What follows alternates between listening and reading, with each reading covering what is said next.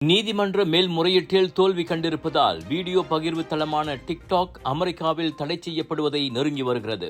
சீனாவை தளமாக கொண்ட தாய் நிறுவனத்திலிருந்து ஜனவரி 19ஆம் தேதிக்குள் பிரிந்துவிட வேண்டுமென டிக்டாக்கிற்கு அமெரிக்கா முன்னதாக காலக்கெடு விதித்தது.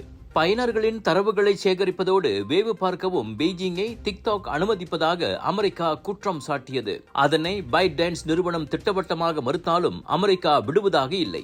ஜனவரி 19க்குள் டிக்டாக்கை விற்காவிட்டால் அமெரிக்க ஆப் ஸ்டோர் மற்றும் இணையத்தில் டிக்டாக்கை ஒரேடியாக தடை செய்யும் உத்தரவில் அதிபர் ஜோ பைடனும் ஏப்ரலில் கையெழுத்திட்டார்.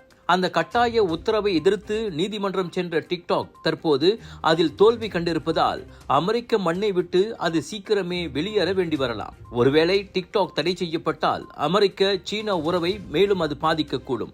எனினும் கடைசி முயற்சியாக அமெரிக்க உச்ச நீதிமன்றத்தை நாட டிக்டாக் முடிவு செய்துள்ளது. அமெரிக்க மக்களின் பேச்சுரிமையை நிலைநாட்டியதில் உச்ச நீதிமன்றத்திற்கு பெரும் வரலாறு இருப்பதால் அதனை டிக்டாக் முழுமையாக நம்பியுள்ளது.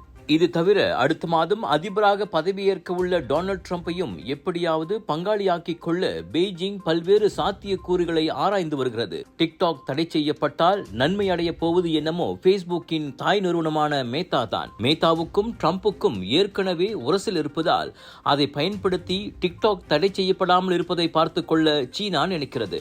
2021 ஜனவரி 6ஆம் தேதி வாஷிங்டனில் ட்ரம்ப் ஆதரவாளர்கள் கலவரத்தில் இறங்கியதை அடுத்து ட்ரம்புக்கே பேஸ்புக்கில் தடை விதிக்கப்பட்டது நினைவிருக்கலாம்.